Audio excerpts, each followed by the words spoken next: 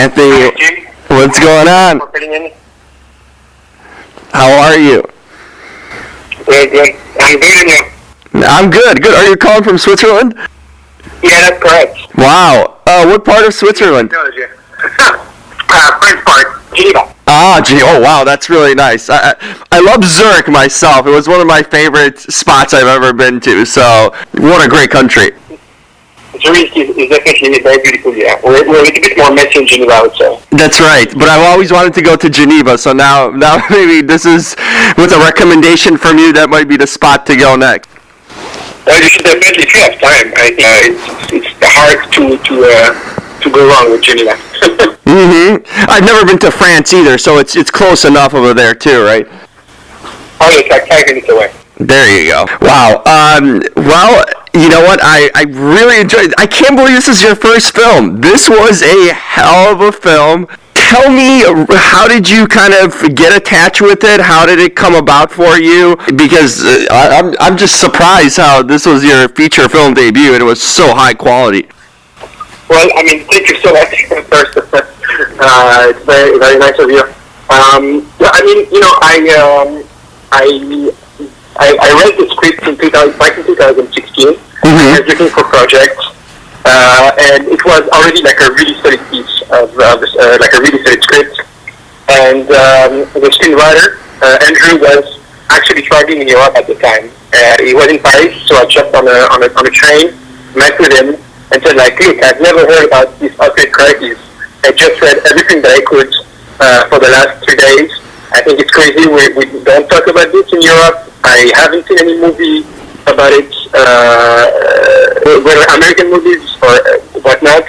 I think this is a great story. The approach of going with the family, the approach of going with a bit of a genre elements, and I think this is worth trying to get made. And so at the time I was working with a few producers, and I sent them the project. They said, yeah, let's try to develop it together. Let's try to make it happen, and the rest is history. Wow, this is such a fascinating thing. It's one of those things in our society, especially in America, where you kind of sometimes hear stories if someone's affected by it or little newspaper clippings, but it kind of goes hidden in a lot of ways. But the crazy thing, it's such a reality of what's going on in society. You mentioned that we don't kind of pay attention to that. These people are living their lives this way because they're forced to, and they have no other ways of providing, and this is their means.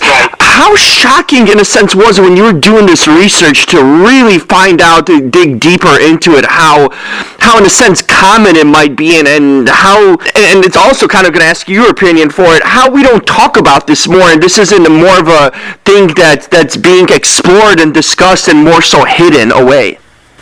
Right. I mean, so when I started reading about this, I think what I found really fascinating and frightening at the same time was this opioid. The opioid crisis in itself was a symptom of a bigger problem. Which was that since a few years now, and I would say since the early 2000s, the small town. Started, there was an extensive job losses from the collapse of key rural industries, such as coal mining, and so that was the key, and obviously, some big pharmaceutical companies were very aggressively pushing those medicines to doctors there, and you have a preponderance of injury-prone hard labor jobs, so it kind of all of this mixed together and gives you this explosive cocktail where you end up with the opioid crisis. So that's the first thing. Is really it shows a bigger symptom, of the fraying of the socio-economic fabric of the rural United States. Really. That was the thing that really pushed me, because the recessions and the loss of jobs, of labor-intensive jobs, is happening everywhere in the world, besides obviously Asia. But so it's how it affects each and every country, really. But I'm very happy to see that a lot of things are being done now in the United States. I know that there is a new bipartisan bill on the floor, and I think it's called the Opioid Workforce Act, and it's supposed to create new jobs, like 1,000 new jobs for doctors specialized in addiction, which is definitely missing right now. And there is funding also to try to solve the problem of opioids, but it's a little bit of a mute point because now people are moving from oxycodone and all those painkillers, actual painkillers, to methamphetamine mixed with cocaine and stuff like that. So, and the money that was given to treat opioids is not transferable to fighting methamphetamine. It's two different problems, and they cannot choose the money for that. So it's a tricky situation, I guess. At least, with movies like this even, and just like stuff is happening finally, because I feel like, because this evolves, if you continue allowing these things to kind of happen and, you don't pay attention to them, you let them, it just, you don't question things, it just evolves more and more, and then it affects everyone. In a sense, at some point, you're going to know a friend or a family member that has some problem like that. It just, wow, it was really surprising for me to kind of see it through this movie. Going into the movie, I love Josh Hartnett. I think he's one of the really, really great actors. I mean, I kind of grew up with him in a lot of films, Pearl Harbor and 40 Days and 40 Nights. All these movies.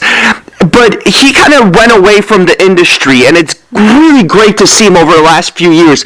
What made you get him for this movie? And I just thought he was so good and so right for this film. Tell me the connection of having Josh and this cast, because I really felt what they did is bring an honesty and rawness to these roles that was needed with a story like this. Tell me about the casting process and Josh being part of it.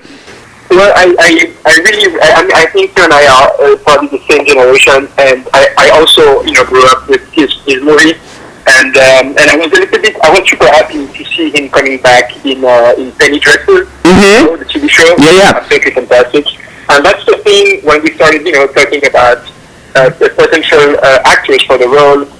His name came up, and I was like, it's a really long shot. But yeah, it would be fantastic, and I think he showed it now. He has taken a little bit more gravitas with the years, and